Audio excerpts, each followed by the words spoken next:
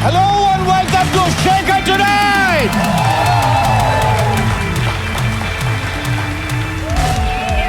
भाई मेरी जिंदगी की ट्रेजेडी देखिए, जिस उम्र में लोग रिटायर करते हैं उस उम्र में मैं सटायर कर रहा हूं।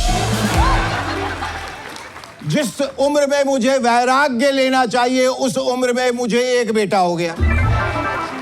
मुझे लगा कि ये तो नया अनुभव है, खैर जो भी हो इसका उत्सव तो मनाना ही चाहिए। इसलिए मैंने फौरन किसी ज्योतिषी को बुलाया, पूछा कि इस बच्चे का नाम क्या रखूं। ज्योतिषी ने कहा आपका नाम तो खुद ही इतना अच्छा है, शेखर यानी शिखर, तो शेखर ही रख दीजिए। वैसे ये पैदा कब हुआ, मैंने कहा आज रात, तो बोले फिर शेखर टुनाइट रख दीजिए। मैंने उनसे कहा जरा महाराज इसकी कुंडली तो बताइए। उन्होंने कहा कि इसकी कुंडली ऐसी है कि बड़े बड़ों की कुंडली पलट देगा।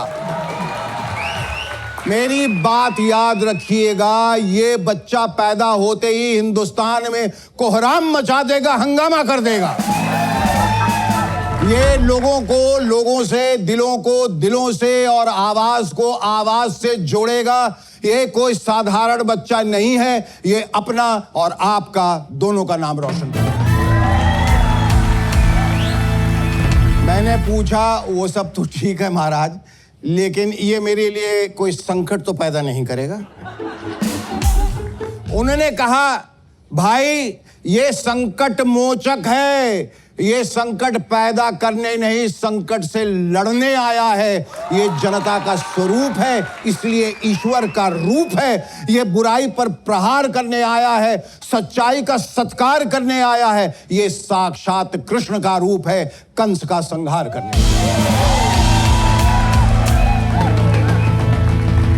बहरहाल शेखर टुनाइट और मुझे आपसे इतना प्यार, इतनी मोहब्बत, इतना अपनापन मिला है, उस मान के लिए, उस सम्मान के लिए तहे दिल से आप सबका बहुत बहुत शुक्रिया। आपका आभारी हूं और सदैव रहूंगा। बहुत कमाल के अच्छे अच्छे कमेंट्स आए, मैंने सब पढ़े, बहुत खूबसूरत। उनमें से कुछ ने तो कहा है कि शेखर जी आपकी आंखें थोड़ी बंद दिखी। सही कहा आपने, आंखें बंद दिखी क्योंकि आंखें बंद हैं। और हुजूर ये भी बता दूं, मेरी ही नहीं हम सब की आंखें बंद हैं। भाई कई सालों से हर तरफ हर तरह की बुराइयों को देखने के बाद आंखों को बंद रहने की जो आदत हो गई है, उन आंखों को खुलने में थोड़ा वक्त तो लगेगा।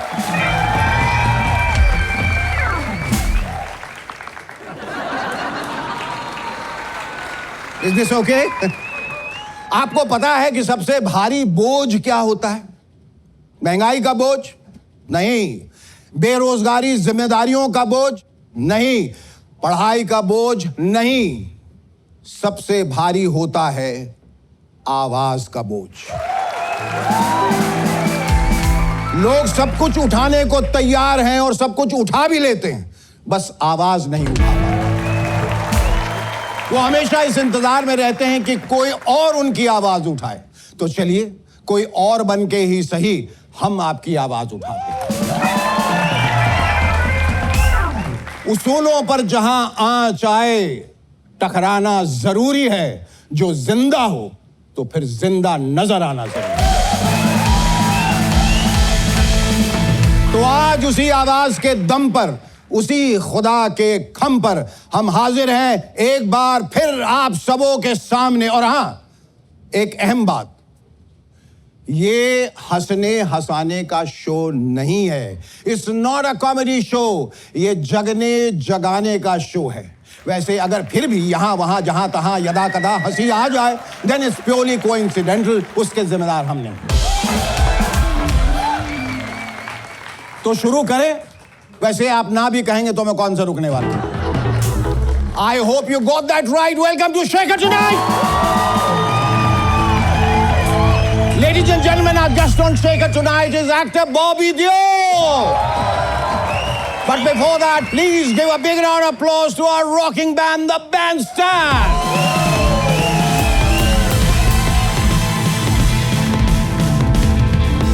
सुनने में आया है कि पेट्रोल और डीजल के बाद अब मोबाइल रिचार्ज भी महंगा हो सकता है। पेट्रोल और डीजल का तो समझ में आता है, लेकिन अब यह पता करना होगा कि मोबाइल का रिचार्ज भी क्या स्ट्रेट ऑफ हॉर्मुज से होकर आता है।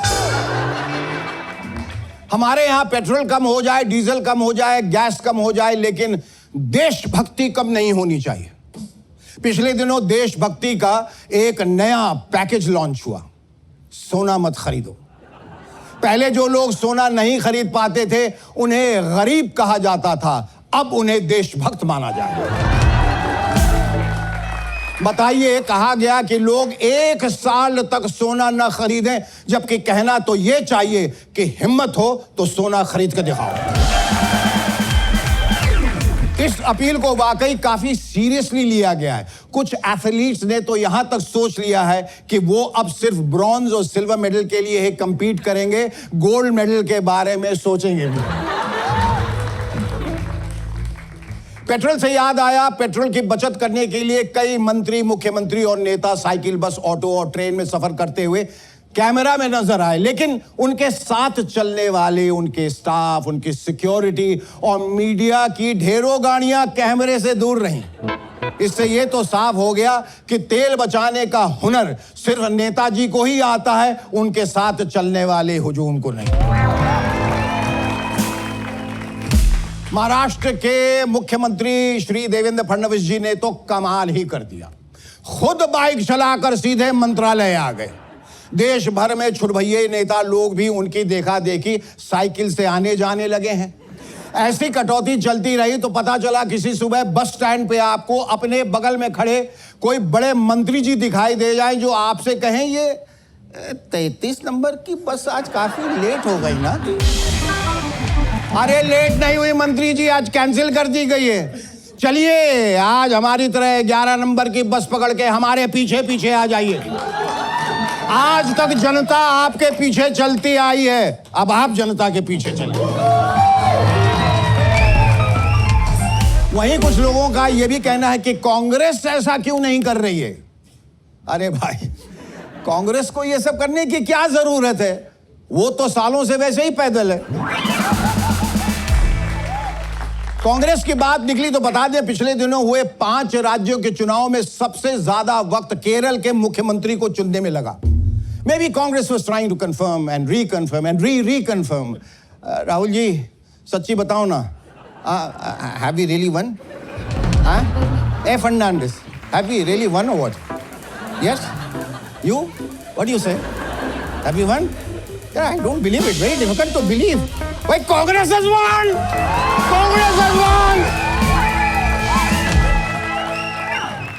आपने गौर किया, सरकार हमें बोलने से रोक सकती है, सोशल मीडिया पे कंटेंट डालने से रोक सकती है, सोना खरीदने से रोक सकती है, विदेश जाने से रोक सकती है, पेट्रोल डीजल एलपीजी खरीदने से रोक सकती है, यहां तक कि पाकिस्तान का पानी भी रोक सकती है, मगर नीट का पेपर लीक होने से नहीं रोक सकती। अब देखिए ना, जिस परीक्षा को हम वाटरप्रूफ तिरपाल समझ रहे थे, वो तो कमबख्त मच्छरदानी निकली। हमारे देश में इस वक्त 2 तरह के आईपीएल चल रहे हैं। एक वो जिसमें हमारे यूथ क्रिकेट खेलकर अपना करियर बना रहे हैं, यानी कि इंडियन प्रीमियर लीग, और दूसरा वो जिसमें हमारे युवाओं का भविष्य चौपट हो रहा है, यानी कि इंडियन पेपर लीग। नीट का पेपर जिस तरीके से लीक हुआ है, उसे अब नीट तो बिल्कुल नहीं कहा जा सकता। कुछ लोगों का कहना है कि नीट एग्जाम की जिम्मेदारी अब चुनाव आयोग को दे देनी चाहिए, क्योंकि नीट और क्लीन काम करना इस देश में सिर्फ वही जानते हैं। हमारे माननीय, सम्माननीय, आदरणीय मोदी जी ने एक बार फिर से देश की जनता से अपील की है। हालांकि वो आदेश भी दे सकते थे, ये तो उनका बड़प्पन है कि अपील करते हुए कहा कि गैस, डीजल, पेट्रोल कम खर्च करें, पब्लिक ट्रांसपोर्ट का इस्तेमाल करें, वर्क फ्रॉम होम करें। मोदी जी, बुरा ना माने तो आपसे एक बात पूछनी है। अगर लॉकडाउन लगाने का मूड बन रहा है तो हमें पहले ही बता दीजिए, हम थाली चम्मच घंटी साफ करके रख लें। क्या है, we need time to prepare, sir. Chandrababu Naidu ने घोषणा की है कि आंध्र प्रदेश में दूसरे और तीसरे बच्चे के जन्म पर परिवार को 30,000 रुपए दिए जाएंगे। बताइए, इतने पैसे तो आदमी को मनरेगा में मजदूरी करके भी नहीं मिलते जितने सिर्फ बच्चा पैदा करने के लिए दे रहे हैं, जबकि मनरेगा में मेहनत भी ज्यादा है। एप्स्टीन के पूरे मामले में राहत इंदौरी साहब का एक शेर याद आ रहा है कि अंदर का जहर चूम लिया, धुल के आ गए। अंदर का जहर चूम लिया, धुल के आ गए। कितने शरीफ लोग थे, सब खुल के आ गए। भाई, जिस बेशर्मी से दुनिया के बड़े बड़े लोग एप्स्टीन की पार्टी में नागिन डांस कर रहे थे, उस बारात का पिटना तो तय था।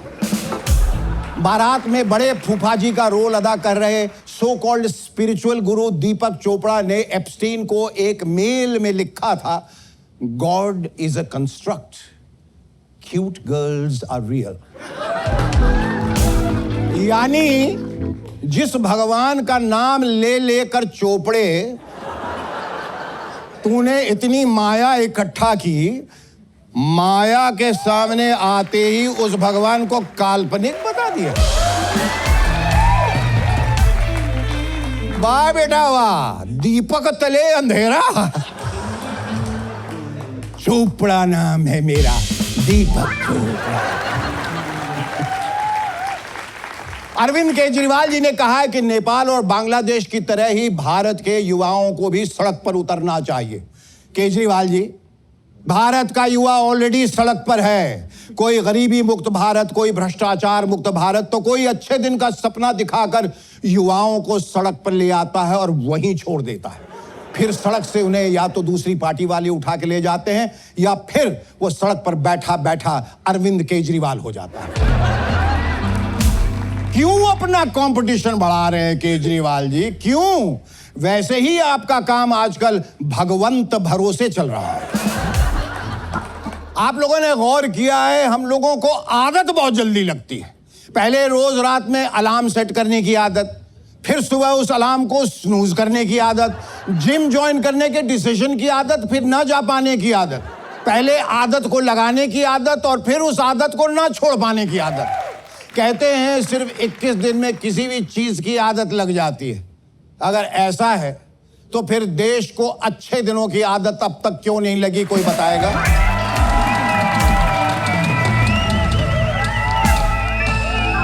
Ladies and gentlemen, our guest on Shaker tonight is an extremely competent actor, a Punjabi dude who was once the 90s heartthrob, who ebbed but returned like a tsunami to own every frame, from Barsat to Ashram to Animal. A proud father's proud son, sentimental and soft at heart, but fierce on screen. The man who reinvented himself and made comebacks cool. Ladies and gentlemen, please welcome the cool, suave and simmering Bobby Deol!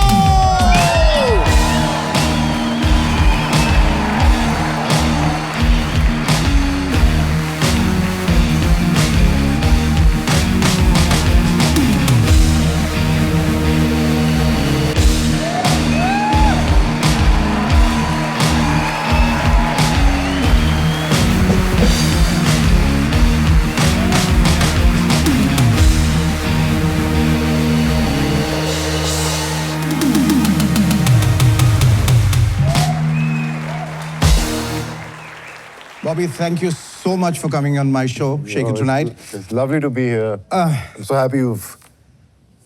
How's the vibe? It's a great vibe.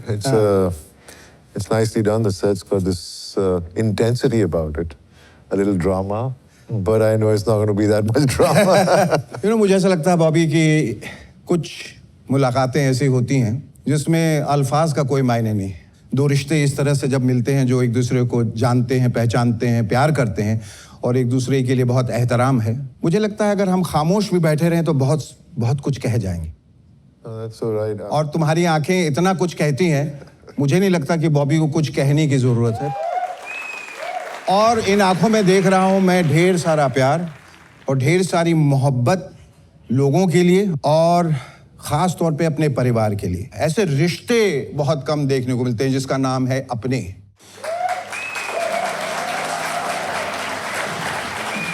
I know you have been through emotionally turbulent times, और हैरत की बात यह है कि वो तकलीफ जो तुम्हें हुई वो पूरे हिंदुस्तान को हुई, बल्कि पूरे दुनिया को हुई, क्योंकि धर्म जी जैसा इंसान भगवान अब नहीं बनाता। He is just one of a kind.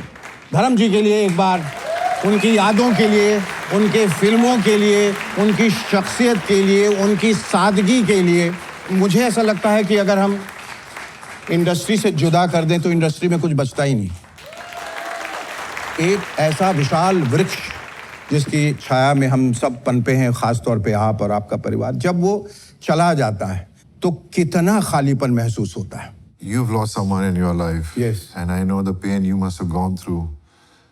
And that is something I don't think you've come over or gotten over.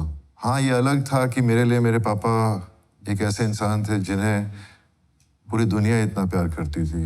उसका एहसास रहता था, लेकिन जब वो चले गए, इतना दुख, इतना पेन जो हमें ही नहीं, मेरी फैमिली को ही नहीं, बाकी पूरी दुनिया में जहाँ मैं जाता हूँ सबको इतना हुआ। तो that's what पापा was, मतलब पापा was special।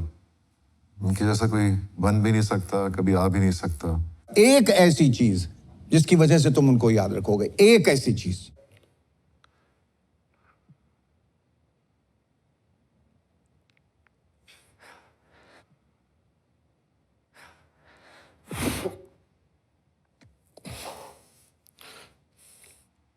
ऐसी एक चीज तो हो ही नहीं सकती ना कि इंसान में, उनकी हर एक चीज इतनी प्यारी थी, उनकी हर एक चीज प्यारी थी, उनका गुस्सा भी प्यारा था। मैं बताता हूँ एक चीज क्या है, कि उन्होंने परिवार, सनी, बॉबी के अलावा सबको उतना ही प्यार दिया। मतलब जो अपने फार्म हाउस में बैठ के अपने हर दर्शक को जवाब दे रहा है, उनसे बातें कर रहा है, जो माली से बातें कर रहा है, जो हाउस हेल्प से बात कर रहा है, जो वापस अपने खेतों से बैगन और मेथी और पराठों की बात कर रहा है, मतलब इससे बड़ी सादगी क्या हो सकती है, यही मैं कहना चाह रहा था कि अमेजिंग, ऐसा कौन करता है। बहरहाल उनको हम क्षण भर के लिए याद करेंगे। बॉबी, अब ये बताइए कि मैं जिसके सामने बैठा हूं वो है कौन? वो विजय सिंह देओल है, वो बॉबी देओल है, वो बाबा देओल है, वो लॉर्ड बॉबी है, वो बॉडी देओल है, वो है कौन? ये कौन शख्स है? मैं धर्मेंद्र का बेटा हूँ।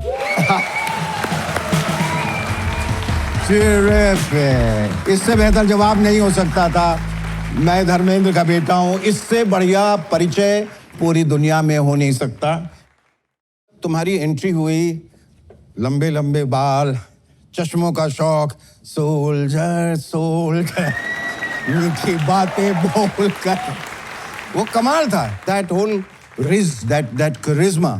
आई वाज लकी, मेरे शुरुआत में मुझे 2-3 स्क्रिप्ट्स मैंने मतलब फिल्म साइन कर ली थी। और बहुत अब्बास भाई, मुहसिन भाई, जो मेरे जिनके साथ सबसे ज्यादा काम किया मैंने, फिर राजीव राय आए थे गुप्त के लिए, तो मैं बहुत लकी था। I think it was a good learning for me, because मैं कोई एक्टिंग स्कूल में गया नहीं, मैं कभी कोई। तुम्हें क्या लगता है, जाते तो फर्क पड़ता है?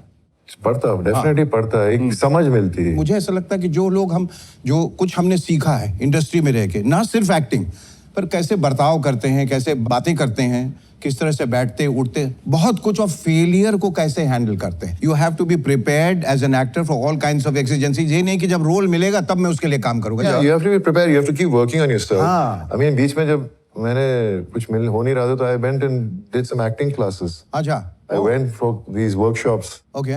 और मैं सब ट्राई कर रहा था मैं, पर एंड ऑफ द डे उस वक्त भी कुछ नहीं मिला। उस वक्त जब मैंने अपनी दाढ़ी उगा ली थी तो लोग मेरा मजाक उड़ाते थे, और अब सबको मेरी दाढ़ी पसंद है। हमें भी आपकी दाढ़ी बहुत पसंद है। तो सब सोच, इसे काटिएगा नहीं, वो था ना, नहीं ऐसा उसी तरह करे। आपकी दाढ़ी देखी, बहुत खूबसूरत है, इसे कभी उतारिएगा नहीं। नहीं, मुझे याद है, नहीं, Salman is a very close friend of mine, और हम CCL करके क्रिकेट लीग खेलते थे।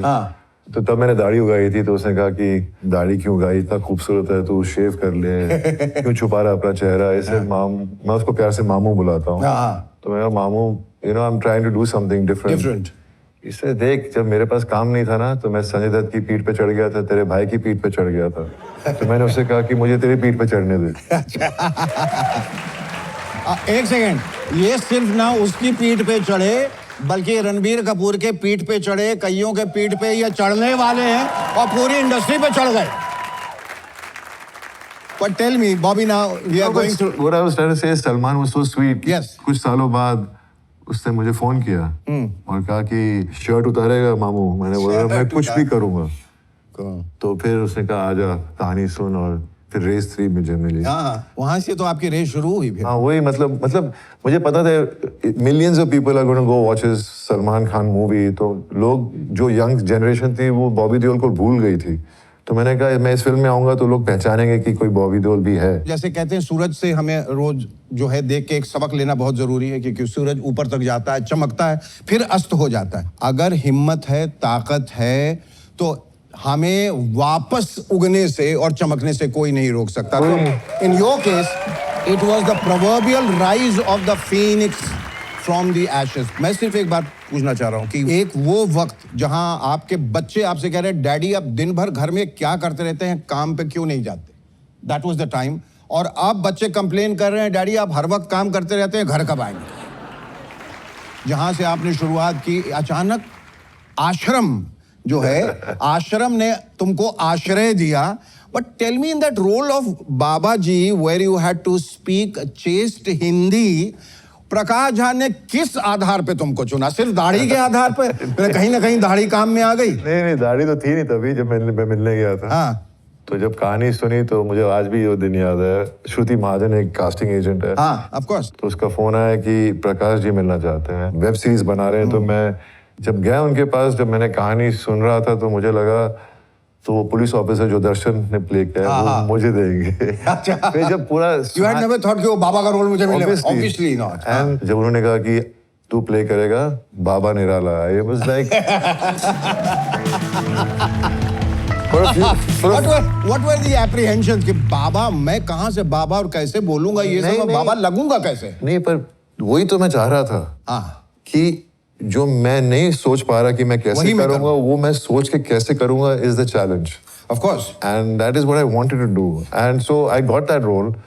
And Prakash ji only told me that कुछ वीडियो मत देख, YouTube मत देख, कुछ मत देख किसी बाबा के ऊपर। तू सिर्फ जब बहक जाओगे उन बाबाओं को देख के।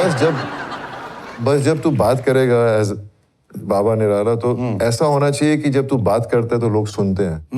तो मैंने दिमाग में बस वही रखा था। ऑब्वियसली डायलॉग्स मुझे पता था। तो मैंने प्रकाश जी को बोला, देखिए प्रकाश जी, मुझे ना 2 महीने पहले शूटिंग के सारे डायलॉग्स दे दिए। 2 महीने के वक्त में तुमने क्या बाबा का रोल किया है बॉबी? क्या बाबा बना है कि बाबा ऐसे बने, इतना बड़ा हिट। आश्रम किसी ने सोचा नहीं था। Did you think that you will be digitally resurrected? इसे तो कहते हैं ना कि हर एक्टर को, जो भी यंगस्टर्स हैं, जो भी हैं, जिनको एक्टर बनना है, इट्स नॉट अ खेल नहीं है। हाँ, खेल नहीं है। तो दैट्स व्हाट आई डिड। और मैंने हर शब्द का मतलब समझा कि इसका मतलब क्या है। कोई मतलब मुझे समझाओ बॉबी।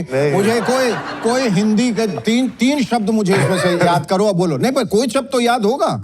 कहीं कोई शब्द आया, किंग कर्तव्य विमूढ़, कुछ याद नहीं, आपके जैसे हिंदी और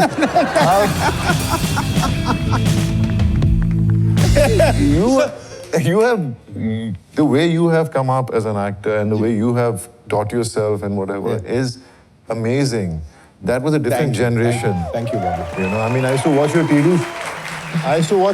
shows that used to come in the morning. Yeah, so it was just, you know, and we worked together in one film. Of course, we worked together in चोर मचाए शोर। उसके लिए जोरदार तालियां, जोरदार तालियां। मतलब इतने दिनों के बाद लोग मुझे मिलते हैं तो चोर मचाए शोर, वो बॉबी के साथ आपने काम किया, तो कमाल के फिल्म, 9 रोल, ये वो, और इनका बड़प्पन देखिए। आज मैं फिर दोबारा कह रहा हूँ कैमरे के सामने, Bobby was the hero of the film. मुझे वो टाइम्स ऑफ इंडिया का, वो मैं दिल्ली में था, उठा और सुबह सुर्खियां देखी और उनसे पूछा गया, so what are you expecting from the film? And he said, I am not the hero of the film. Shekhar Suman is. My God. ये कौन? ये धर्म जी का बेटा ही कह सकता है. वो अंश हैं, आप उसके. कौन कहता है? कौन क्रेडिट देना चाहता है कमबख्त? वो तो दिया हुआ क्रेडिट नोच लेते हैं, but he said it. And what a time we had together working for the film. वो चोर फिर कब शोर मचाएगा? हम दोनों को फिर से एक फिल्म करनी है. We'll go to work. चोर मचाए शोर पार्ट 2. 200%. बहुत कमाल, बहुत कमाल. फिर आपके बेटे की मुलाकात मेरी. अच्छा, हाँ, वो तो मैं उस पे आप जो हमारे परिवार से जुड़े हमारे बेटे से अध्ययन से मुलाकात हुई. अध्ययन ने टिंका सिंह का रोल किया था. एंड एक छोटे से रोल में भी इतना बढ़िया काम किया उसने. मुझे याद है जिस दिन पहले दिन मिला मैं, तो I was so excited. That night I spoke to you on the phone. जी, बिल्कुल. I was really excited. और जितने भी लोग उस कमरे में थे, सब उसी सिचुएशन में थे कि हमको काम करना, आगे बढ़ना. तो the energy was so positive. बिल्कुल. ये बताइए कि उसमें तो हिंदी से आप जूझे. OTT में एक खासियत है कि गाली गलौज बहुत रहता है. वो एक लिबर्टी ले लेंगे थे. एंड सेक्सुअली एक्सप्लिसिट सीन्स जो बाबा को करने पड़े. पर Baba Bobby Deol, you seem pretty comfortable doing that. बहुत प्रैक्टिस कर रहे थे.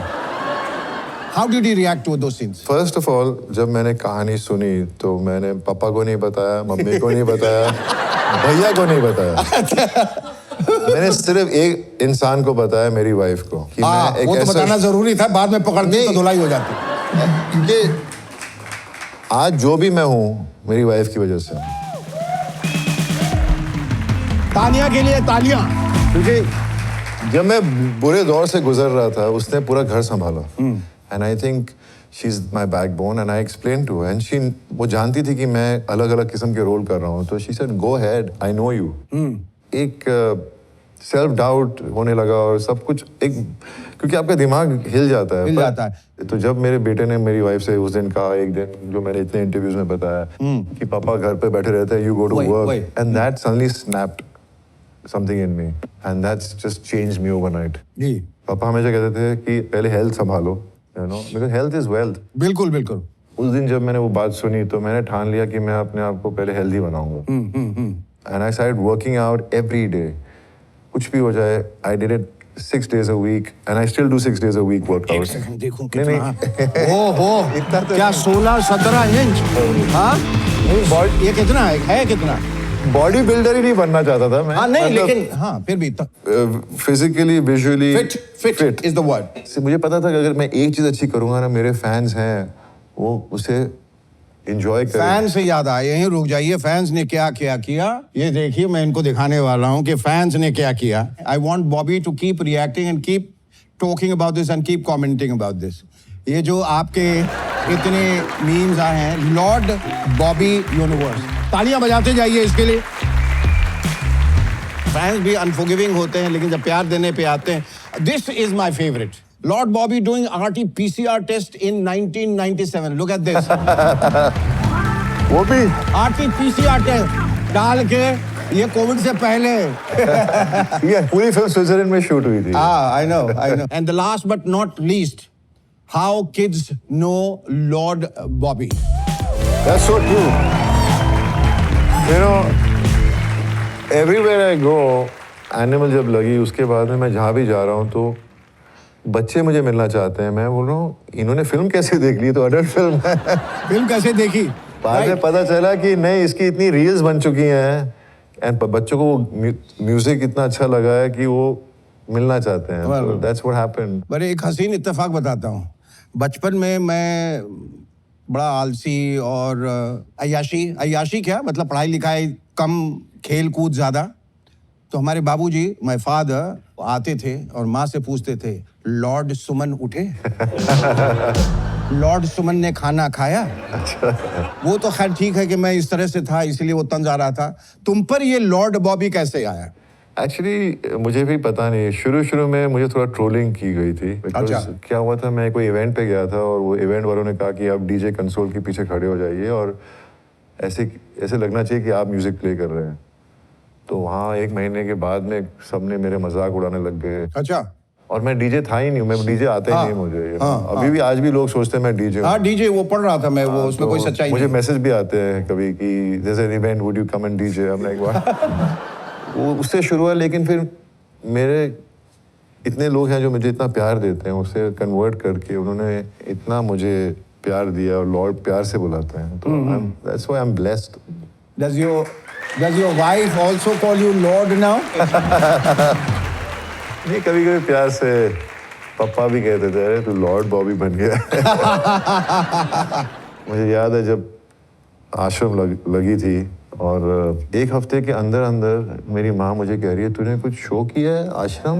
अच्छा, हाँ जी माँ। बोलते हैं मेरी सहेलियाँ सब कह रही है आपकी बेटी ने इतना अच्छा काम किया है। I was like wow, I mean people are liking my work, I am the villain. And then Animal जब लगी तो पापा को थोड़ा था ये था कि तू विलन है? हाँ जी पापा। तू विलेन है? तेरा रोल कितना है? हाँ। मैंने बोला पापा अच्छा रोल है पापा। जब इतना सब हुआ और जब उन्होंने थोड़े उसका देखा, उनको बहुत शौक था इंस्टाग्राम का और फोन पे बैठे रहते थे। और हमारे हॉल में जैसे एंटर करो तो हॉल में सोफा है, वहाँ बैठे होते हैं। तो मैं आया काम से तो बोलते बॉब लोग तो तेरे दीवाने हो गए हैं। अरे क्योंकि एनिमल की इतनी प्रेज हो रही थी, तो he was so happy for me, you know. So I'm very happy he saw that phase in my life. Did you ever expect कि ऐसा कुछ हो जाएगा, or were you not expecting I anything? didn't expect. मैं बताया था ना CCL cricket, celebrity cricket league खेलता था, तो वहाँ की एक फोटोग्राफ मेरी कहीं छपी होगी। तो जब मुझे संदीप रेड्डी वांगा का फ़ोन आया तो उसने आते ही मुझे कहा कि मैं इसलिए आया क्योंकि मैंने तेरी एक फोटोग्राफ देखी है, and he showed it to me. मुझे जो तेरी एक्सप्रेशन है इस फोटोग्राफ में, I want you because I like this expression. वैसे काम मिला। वाह। और इसलिए जहाँ कहीं भी बैठे रहे, जिधर किधर भी कैमरा हो ना हो, एक्सप्रेशन देते रहे। and he said that, and he said, and your character doesn't speak. I'm like, आए? this was like hearing Ashram. It was like hearing Ashram and someone saying you're playing Baba, Prakash ji. So it was a similar kind of reaction. But I said, it's okay. It's out of my comfort zone, and how I will do it, I will do it. तो इसके लिए मैंने 1 महीने sign language सीखी थी। हर role के लिए कुछ ना कुछ सीख रहे हो, ये बहुत अच्छी बात है, बहुत अच्छी बात है। मतलब एक फिल्म में भर-भर के साइन हिंदी लैंग्वेज दे दी। कैसे बोलते हैं? ये जो था, ये एक शॉट में तुमने किया है, वो बहुत इफेक्टिव था, राइट? वो डायरेक्टर ने कहा था, और did you do it yourself? See, the thing was, my sign language was, I want silence, okay, and all the women leave. Yes. And something else where I want to mourn my brother. अब मैं जब कर रहा था scene, तो he would okay it immediately. और जब मैंने ये शॉट दिया, it was only one take. Okay. And मैं ये अपनी I'm not trying to boast about myself, पर Sandeep came, what a shot, sir. Your emotions were going like this, and then suddenly you controlled it. Oscar-winning shot. Wow. And I'm like, either he's not happy, or he thinks that I can't do better than this. But he actually meant it, and he was right. Till obviously, because when I saw the film, it was very impactful. Yes. You know? ये जो success आया है, are you hanging on to it now, or you have just taken it in your stride? Are you cautious? Are you apprehensive? Are you careful about handling that success? All those things. बोला इस बार नहीं जाने दूंगा बेटा, इस बार कुछ भी उस हो बार जाए। तो हाथ से फिसल के निकल गए थे। एक बात एक है दिमाग में, चला भी गया थोड़ी देर के लिए, कोई बात नहीं, वापस आएगा, क्योंकि मैं गिव अप नहीं करना ये है। जज्बा, ये होना चाहिए, ये जज्बा होना चाहिए। जाते जाते ये सवाल कि अगर बॉबी आज के ज़माने में शादीशुदा नहीं होते, 25 साल के होते, जो कि हैं, दिखते हैं, आज की जो ये जेन जी है, इनके रिलेशनशिप्स कम वक्त के बड़े अजीबोगरीब हैं। जैसे नैनोशिप, जैसे गोस्टिंग, जैसे DTR, define the relationship, Okay. जैसे कफिंग, जैसे स्लो फेड, जैसे बेंचिंग, जैसे ऑर्बिटिंग। अगर इनमें से कोई एक शिप अगर आप चुनते आज के जमाने में, आज का बॉबी देओल जेनजी है, तो कौन सा रिलेशनशिप होता हो? पहले तो मुझे किसी का भी मतलब नहीं मालूम आपने। यही खासियत है हम लोगों की, हम लोग किसी चीज का कोई मतलब नहीं जानते। हमारे शो में एक कन्फेशन बॉक्स है, और वहाँ जाना है और अपने दिल से कोई ऐसी बात जो कायनात के सामने, यूनिवर्स के सामने एक्सेप्ट करें, ताकि वो पेनेंस जो प्रायश्चित रह गया वो हो जाएगा। वो कोई छोटी सी बात भी हो सकती है, कोई बड़ी बात हो सकती है, कोई फनी बात हो सकती है, कोई इमोशनल बात हो सकती है, पर just bear your heart. Ladies and gentlemen, a big hand for Bobby Deol and thank you, Bobby. Thank you so much for coming on the show. आइए, आपको मैं यहाँ लेके चलता हूँ।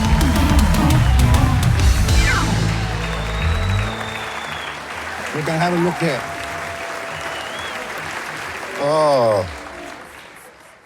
मैंने एक बदमाशी की थी जब मैं कॉलेज में था। मैं भैया का कबर्ड हमेशा चेक करता था क्योंकि भैया हमेशा बहुत शॉपिंग करते थे और उस वक्त मैं कॉलेज में था, मैं काम नहीं कर रहा था तो कोई शॉपिंग करता नहीं था। तो उनकी जीन्स पड़ी रहती थी बहुत सारी और मैं देखता रहता था, एक जीन्स डीजल की वो पड़ी है। एक महीने बाद गया, अभी भी वो 20 जीन्स के नीचे पड़ी थी। तो मैंने सोचा यार ये तो चुपचाप से निकाल लूंगा, पता भी नहीं चलेगा। तो मैंने चुपचाप से उसे निकाला और आज तक भैया को पता नहीं कि मेरी पहली डेनिम डीजल जीन्स भैया से चुराई थी मैंने। Fantastic. Come on. Thank you so much. Thank you.